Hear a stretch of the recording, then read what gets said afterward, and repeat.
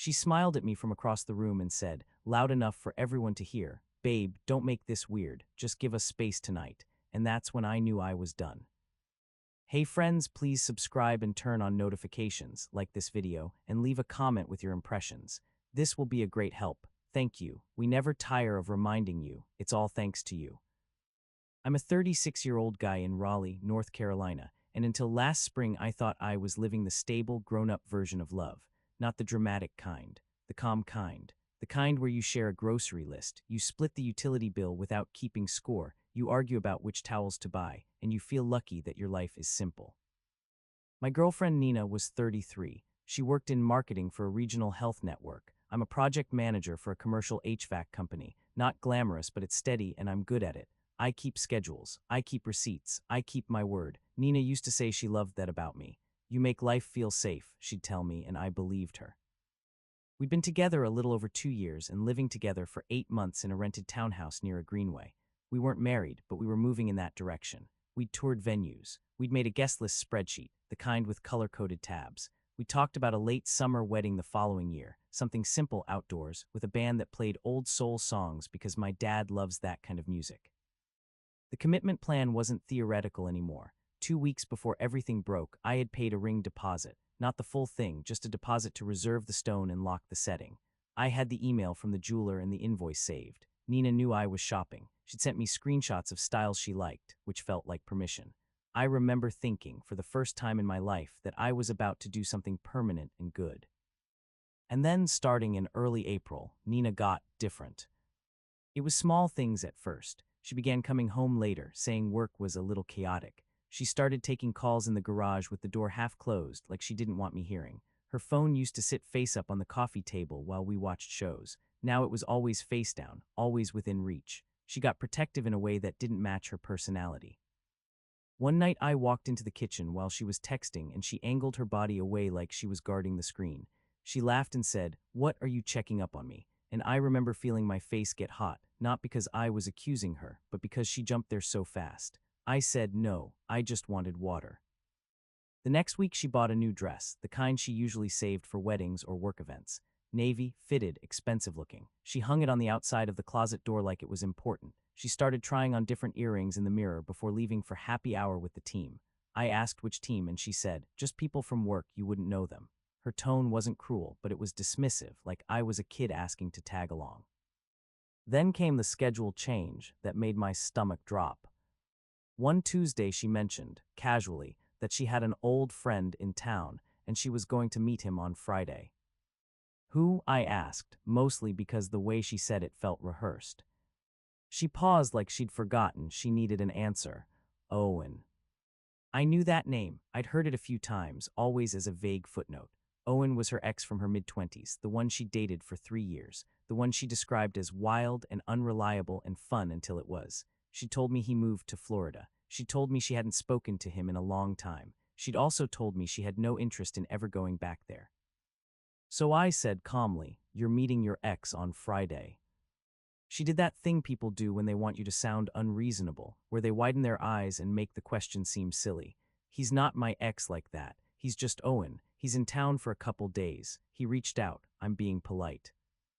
"Polite is coffee at noon," I said, "not Friday night." She sighed like I was exhausting. "It's dinner, and before you start, I'm telling you now because I'm not doing secrets." That line hit wrong. I hadn't accused her of secrets. She volunteered that word like it was already on the table. I said, "I'm not trying to control you, but I'm not comfortable with you doing a one-on-one dinner with an ex on a Friday night like it's a date." She snapped her purse off the counter. "It's not a date. God, you always do this." I stared at her because that wasn't true. I'm not a jealous person. I'm not a loud person. I do this. But I also don't pretend obvious things are imaginary to keep the peace. "Okay," I said, "where are you going?" "The Cedar Room," she said, "downtown." I nodded once, "I'd like to come."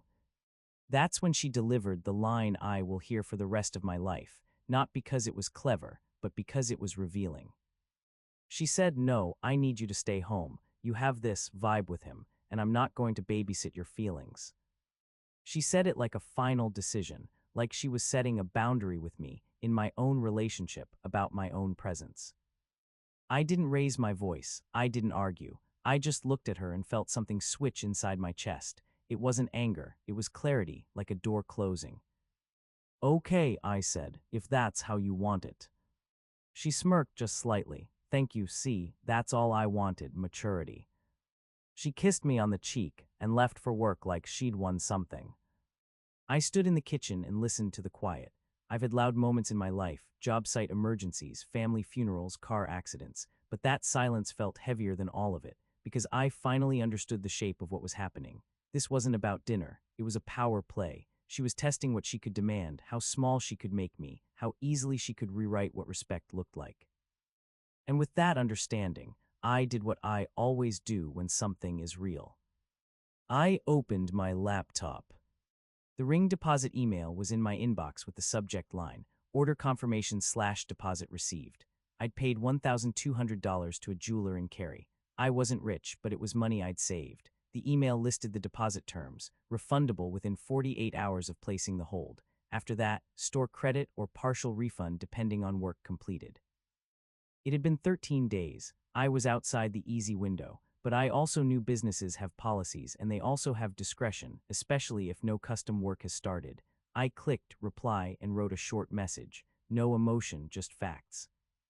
Hi, this is Daniel Harper. I need to cancel order RH4417. Circumstances have changed. Please confirm what portion of the deposit is refundable at this stage. Thank you. I sent it at 9:14 a.m. because I like timestamps. I like documentation. I like being able to say, this is exactly what I did and when. Then I pulled up our shared lease folder on the kitchen desktop.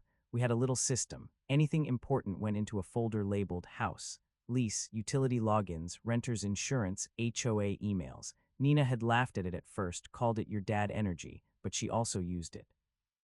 Our lease had a clause about early termination and subleasing. It said either tenant could request removal from the lease with landlord approval, and there was a releasing fee equal to 1 month's rent if the unit had to be remarketed. It also explained how the security deposit would be handled, returned to tenants listed on the lease, not split by the landlord. I didn't need to make decisions yet, but I wanted to know what was possible. I took screenshots of the relevant sections and saved them in a new folder called April. I also opened our utility account pages and downloaded the most recent statements for power, water, and internet, not to weaponize them, to protect myself, to make sure that if I needed to separate my finances, I could do it cleanly. I wasn't plotting revenge. I was building a file. By Thursday evening, Nina was in a bright mood. She played music while she cooked. She wore that navy dress around the living room for a minute to see how it moved. She asked me if I liked it. It looks nice, I said. She watched my face. You're being weird. I put my fork down. I'm not being weird. I'm being quiet. She rolled her eyes. Don't do the silent thing. It's manipulative. That accusation landed like a slap. I had been trying to be civil. She wanted me emotional. She wanted me to prove her story that I was insecure and controlling so she could feel justified. I said, I'm not manipulating you. I'm just taking in information. She laughed like I was trying to sound smart. Whatever, I'm not doing this. Tomorrow will be fun. You'll be fine. Friday came and I went to work like normal. I managed a job site in Durham, ran through punch list items, answered emails, handled a supplier issue. I did my job. I kept my voice level. I kept my hands steady. At 4:08 p.m., I got an email back from the jeweler.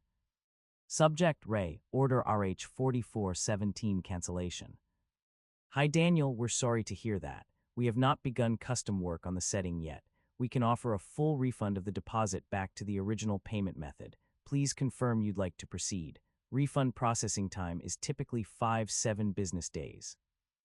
I stared at the screen for a second because it felt like the universe was telling me to move quickly while the door was still open. I replied at 4:11 p.m., yes, please proceed with the refund. Thank you. Then I called. I stepped into a quiet area behind a supply trailer and dialed their number. I didn't want a misunderstanding. I wanted a human voice confirming what the email said. A woman named Michelle answered. I gave her the order number. She said, yes, I see it. We'll cancel it today. You'll get an email confirmation. The refund should hit within a week. I said thank you, I appreciate it. I hung up and looked out at the job site, at the ducks and ladders and men in hard hats, and I felt strangely calm, like I'd just placed a firm foot on solid ground. That night, Nina got ready in the bathroom with the door closed. She came out with her hair done, perfume on, lipstick perfect. She looked like someone going to be seen. I'm heading out, she said. Don't wait up. I might crash at Lauren's if we stay out late. New information, new casual cruelty. Okay, I said. She stopped in the doorway. You're being so cold. I shrugged. You asked for space. I'm giving it. She made a face like I'd said something unfair. Don't twist my words. I'm not twisting anything, I said. Have a good night. She hesitated like she expected me to beg. When I didn't, she left. I sat on the couch and turned the TV on, not because I cared, but because I wanted something normal to fill the room. Around 8:30, my phone buzzed with a notification from our shared tablet. We had an iPad on the kitchen counter that we both used for recipes and grocery lists. It was logged into a joint email we made when we moved in, mostly for utilities and house stuff so nothing got lost. Nina had insisted on it at the time because she hated digging through personal inboxes for account statements. The iPad would show notifications when emails came in. The notification preview said, "Reservation confirmed, Cedar Room, 7:45 p.m." My stomach tightened not because it was shocking, but because it was the first concrete receipt that her story was thin. She'd said dinner. She'd also hinted it might be drinks. But a reservation email meant planning. It meant she didn't just run into him. It meant she booked a table. I didn't open her personal email. I didn't hack anything. I tapped the notification on the iPad for the shared inbox that we both used. The reservation email was sitting there, addressed to Nina's name, but forwarded to the shared email because that was the one saved on the reservation site for house events. I remembered because I'd used it to book our anniversary dinner months earlier. The email included the note line, "Table for two, anniversary seating if available."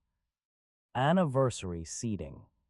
I read it twice to make sure I wasn't imagining. Then I took a screenshot and sent it to my own email, not to show anyone, to keep the record in case I needed to explain why I made the choices I made. I didn't call Nina, I didn't text, I didn't accuse, I just sat there and felt that same inner switch locking into place. By 9:10, another email hit the shared inbox. Subject, "Thanks for joining rewards." Nina had signed up for the Cedar Room's loyalty program using the shared email. It confirmed, "Welcome, Nina M," and included her phone number. Again, she wasn't hiding perfectly. She was just counting on me not paying attention and on me being too polite to document it. That's when I started packing. I didn't throw her things. I didn't damage anything. I didn't teach her a lesson. I packed what was clearly mine. My clothes, my work boots, my laptop and work bag, my grandfather's watch that lived in my nightstand, my passport, my own cookware that I'd brought from my old apartment, the cast iron skillet with my initials etched into the handle, the framed photo of my sister's kids, the toolbox I'd had since I was 19. I left the couch. It had been hers. I left the dining table. It was hers. I left the bed frame because we'd split the cost and I didn't want to argue about bolts and wood slats. I took my personal documents and anything sentimental. While I packed, I opened the landlord's email and drafted a message. Not dramatic, simple. "Hi, Mrs. Dalton. This is Daniel Harper at 1147 Greystone Row. I need to discuss options for removing myself from the lease due to a relationship change. I can call Monday morning if that's easier. Thank you." I didn't send it yet. I wanted to do things in order. I wanted to sleep on it, but I wanted it ready. Then I booked a storage unit online. I used a local company and rented a 5x10 paid month to month. I scheduled move-in for Saturday at 10:00 a.m. I printed the confirmation. I also called my older brother, Wheeze, who lives in Apex with his wife. I didn't tell him everything. I just said, "Can I crash on your couch for a bit starting tomorrow? I'm ending things with Nina." Wheeze didn't ask questions. He said, "Yeah, come over. I'll clear the guest room." That's what family does when you've earned trust by not being dramatic every time your feelings get hurt. Nina got home at 1:12 a.m. I know the exact time because I watched the security camera alert on my phone. It's not a secret camera. It's a doorbell camera we installed with landlord permission because the neighborhood had package theft. Both our phones received notifications. I heard her heels on the tile. She came into the living room expecting to see me on the couch, waiting like a worried husband. Instead, she saw two suitcases by the wall and a stack of boxes neatly taped. She blinked like the scene didn't compute. What is this? I didn't jump up. I didn't yell. I muted the TV and set the remote down. It's my stuff, I said. Her face hardened. Are you punishing me? No, I said. I'm leaving. She laughed once sharp. Because I had dinner, you're proving my point. I nodded slowly. You didn't have dinner. You made a reservation for a table for two with anniversary seating in the notes. You also told me to stay home because you didn't want to babysit my feelings. That's not what a partner does. Her eyes flicked and I watched her mind scramble. You went through my email. No, I said. It came to the shared house inbox on the iPad. The notification popped up. I didn't log into anything you didn't already connect to our household account. She scoffed. That's still invasive. It's not invasive, I said. It's a consequence of you using the shared account. She stepped closer, voice rising. You're acting like I cheated. I didn't. Owen is in town and I wanted to catch up. That's it. I kept my voice low. Then you wouldn't have needed me to stay home. She threw her hands up. Because you get weird, you make everything tense. I wanted one night without your mood. There it was again, my existence framed as a problem. I stood up but slowly, like I was on a job site and didn't want to startle anyone. Nina, I'm not going to debate whether it's reasonable for a boyfriend to want basic respect. I'm not doing a trial. I'm informing you of my decision. Her jaw dropped. Your decision. Yes, I said, mine. She stared at the boxes. So you're just leaving me with the rent. You're going to blow up our life over your insecurity. I reached into my pocket and pulled out a folded sheet of paper. I'd written it earlier because I didn't want to be pulled into late-night chaos. It was a simple list: rent due date, utility account logins, what I was taking, what I was leaving. I handed it to her. Here's all the account information for the bills. I've paid my share through the end of the month. Monday, I'm contacting the landlord to get off the lease or to arrange a release. I'm not sticking you with surprises. I'm doing it clean. She didn't take the paper at first, like accepting it would make it real. What about the ring? I looked at her. There is no ring. Her face changed, like she'd been punched. What do you mean there's no ring? I didn't smile. I didn't gloat. I canceled it. Deposit refund is already in process. Her eyes got glossy immediately. You were going to propose. Yes, I said, and now I'm not. She grabbed the paper like it was a lifeline and then threw it onto the couch. This is insane. You're insane. I stayed calm. Name-calling doesn't change what happened. She took a step back, and I watched her cycle through it like a predictable weather pattern. Minimization, it was just dinner. Blames, you made it a problem. Insults, you're controlling. Tears, I can't believe you'd do this to me. I didn't argue with any of it. I let her words hit the air and fall to the floor. When she started crying harder, she said, I didn't sleep with him, I swear. I believed her and it didn't matter. Betrayal isn't just bodies, it's choices. It's the way someone will embarrass you and then call it maturity when you swallow it. I said, I'm not accusing you of sleeping with anyone. I'm saying you treated me like an obstacle instead of a partner. She wiped her face with the back of her hand and glared. So what, you're just going to disappear? Yes, I said. Tomorrow morning I'm moving my things to storage and to my brother's. I'll coordinate with you about the lease in writing so it stays clear. In writing, she repeated, mocking. God, you're so cold. I looked her in the eye. No, I'm calm, there's a difference. I picked up my keys and my phone. I'm sleeping elsewhere tonight. She lunged for my arm, not hard, just desperate. Daniel, please. I gently stepped back. Don't. That one word wasn't one of the banned phrases, and it was the only one I needed. I left. Saturday I showed up with Wheeze and his truck at 10:02 a.m. because punctuality is my religion. Nina was in the kitchen, puffy-eyed, acting like I was committing a crime. You didn't even give me time, she said. I did, I said. You gave yourself time when you planned that dinner. Weez didn't speak, he just carried boxes, steady and silent. I moved my things directly into the storage unit and then to Weez's house. I didn't take anything that could be argued. I didn't take the blender we split. I didn't take the TV. I didn't take the couch. I took my items and I left the place functional.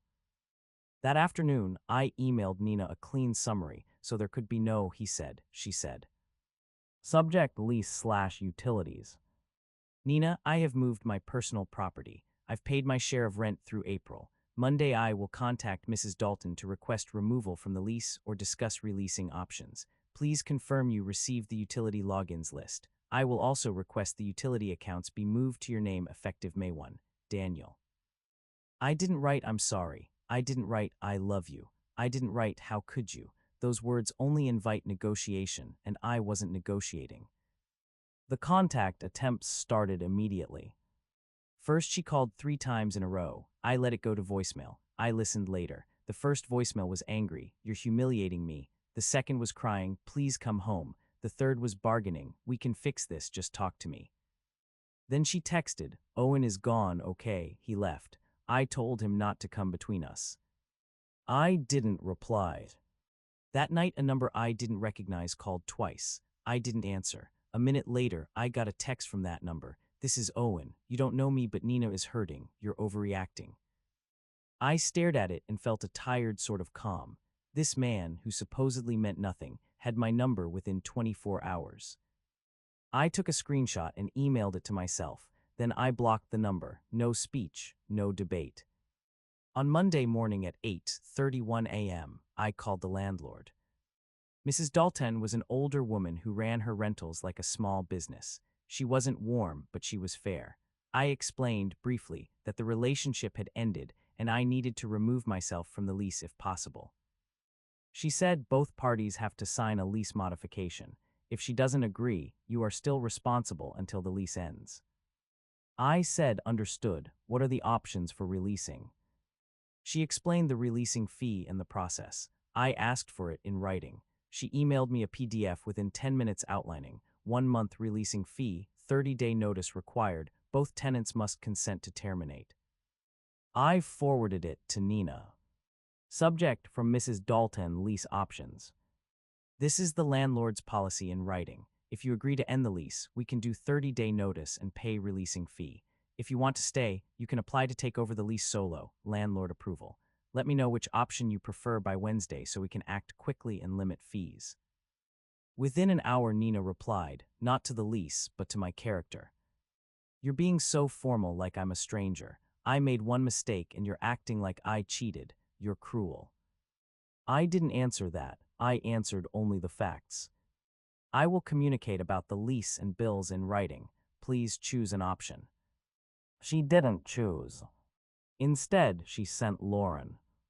Lauren was her closest friend, the one who always seemed to be around when Nina wanted backup. Lauren texted me on Tuesday. Can we talk? Nina is a mess and she says you're being stubborn. I replied with one sentence. I'm not discussing the relationship, only the lease logistics. Lauren called anyway. I let it go to voicemail. She left a message telling me Nina didn't mean it that way and you're throwing away something good. Then Nina's mother emailed me. Yes, emailed. Nina must have given her my address or she already had it. The email was long and emotional. It included lines like a real man doesn't run and marriage is about forgiveness. I didn't respond to her mother. I forwarded it to a folder and went back to my workday. Meanwhile, reality started doing what reality does. Nina stayed in the townhouse, but she couldn't comfortably afford it alone. She made good money, but not rent plus utilities plus car payment plus student loans money. And because she refused to commit to an option, the clock kept moving. I wasn't hiding from my responsibilities, so I kept doing my part. I paid my half of the utilities that were due in April. I emailed her receipts from the payments. Every time I did it, I felt less emotional and more administrative, like I'd moved from heartbreak into procedure. Wednesday came and went with no lice decision. Thursday, I got another email from the jeweler. Subject refund processed. Daniel, your refund of $1,200 has been processed back to your card ending in 1842. Please allow 7 business days for posting. I stared at it and felt something close to relief, not happiness, relief, like I'd stepped away from the edge of a cliff I didn't know I was standing on. That evening, Nina showed up at Wee's house unannounced. I wasn't home yet. I was pulling into the driveway when I saw her car parked at the curb like she belonged there. She stood on the sidewalk in that navy dress again, but it didn't look powerful now. It looked like a costume from a night that had already ended. Wee's wife, Tasha, was at the door with her arms crossed, clearly uncomfortable. I got out of my car and walked up slowly. Nina, you can't come here. She spun around fast. Finally, you're avoiding me. I'm not avoiding you, I said. I'm keeping it clean. Her eyes were red. I lost my mind for one night and you turned into a robot. I didn't react to the insult. What do you need? She stepped closer and lowered her voice like we were in a movie. I need my life back. I nodded, then pick a lease option. She blinked like she didn't expect me to keep it on logistics. Daniel, I'm talking about us. I kept my voice even. There is no us. She flinched. That's so harsh. It's accurate, I said. She tried a different angle. Owen told me you're insecure. He said you're not used to a confident woman. I stared at her for a second, then looked away toward the trees lining the street. I let the silence do the work. In that pause, she seemed to hear herself. I don't care what he thinks, I said finally, and I don't care what label you want to put on my boundary. She clenched her hands. I didn't even sleep with him. I'm not discussing that, I said. You planned a dinner for 2 with anniversary seating. You told me to stay home so you wouldn't babysit my feelings. You showed me where I rank. I believed you. She opened her mouth, then closed it. Tears came again, but now they felt less like grief and more like frustration that the usual tricks weren't working. What do you want from me? She asked. A decision about the lease, I said, and no more showing up uninvited.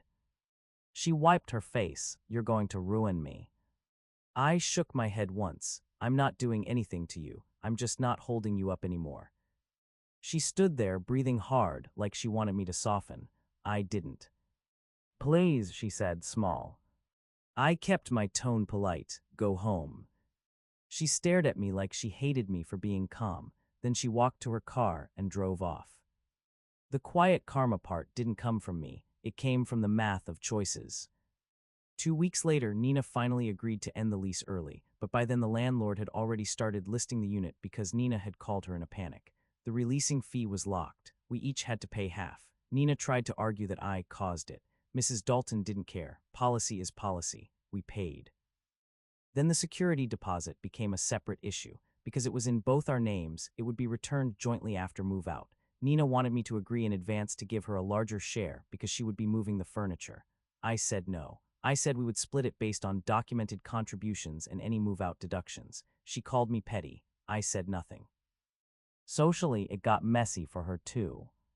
Some of our friends had seen pictures from Friday night, not of anything explicit, just the kind of photo people take without thinking. Nina at a table with candles, leaning in, smiling too big. Owen across from her, his hand on the back of her chair. Someone posted it to a story with the caption, "Reunited."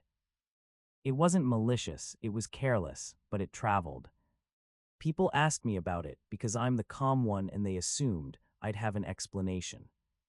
I didn't trash Nina. I didn't make posts. I didn't recruit flying monkeys. I told the truth in one sentence. We broke up. It wasn't respectful. And because I didn't add drama, the truth had room to breathe. Nina called me furious the day after that story went around. She left a voicemail yelling that I was letting people think she's a cheater. I didn't respond. I didn't need to. She had built her own stage.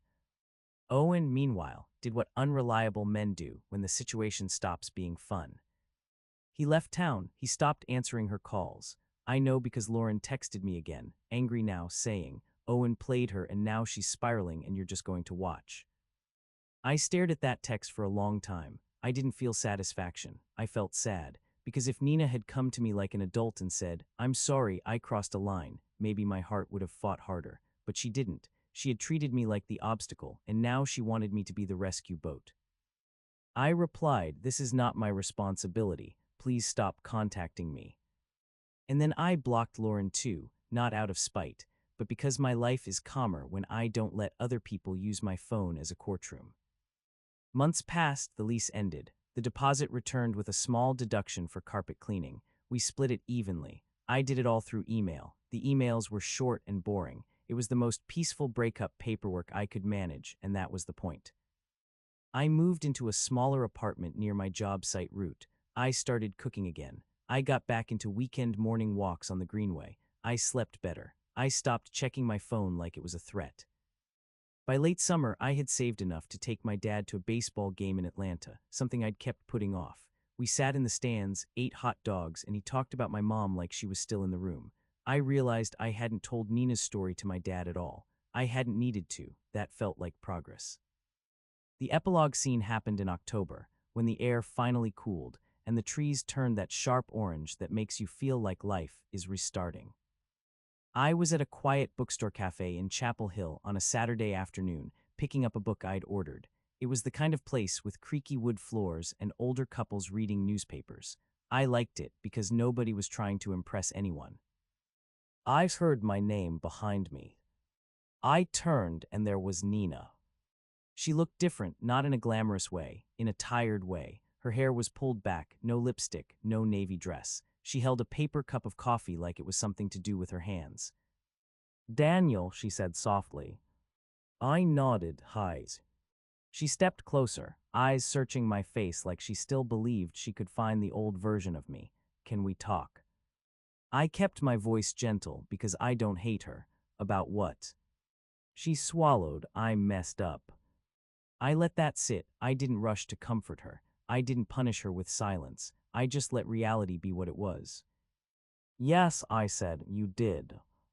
Her eyes filled again. I didn't realize what I was doing. I thought I don't know. I thought I had control. I didn't think you'd actually leave. That sentence told me everything. The point wasn't that she didn't know it would hurt. The point was she didn't think it would cost her anything. I nodded once. "I did leave." She took a shaky breath. "I miss you. I miss our life." I didn't flinch. I don't miss being treated like a problem. She looked down. Owen was nothing. He was a mistake. I kept my tone polite and flat. "It wasn't about him. It was about you deciding I should stay home so you wouldn't babysit my feelings." She looked up at me, desperate. I was stupid. "Maybe," I said, "but I'm not available." She stared at me like she wanted me to soften into the person who would carry the emotional load so she didn't have to. And I realized, in that bookstore, that I felt nothing romantic at all, just a clean distance, like looking at an old house you used to live in. You remember it, but you don't want to move back. Nina's voice cracked. "So that's it, after everything." I nodded, yes. She opened her mouth to argue, then stopped. She looked around at the older couples, the quiet tables, the normal life happening around us. Her face flushed with embarrassment because she had brought a storm into a calm place and it didn't fit. "I'm sorry," she whispered. I believed she was sorry. I just also believed I'd made the right choice. I said, "I hope you take care of yourself." Then I turned, picked up my book from the counter, and walked out into the cool air. I didn't feel triumphant. I felt peaceful. And for me, that's the win. If you've ever been treated like you're inconvenient in your own relationship, tell me in the comments, what was the moment you knew you were done?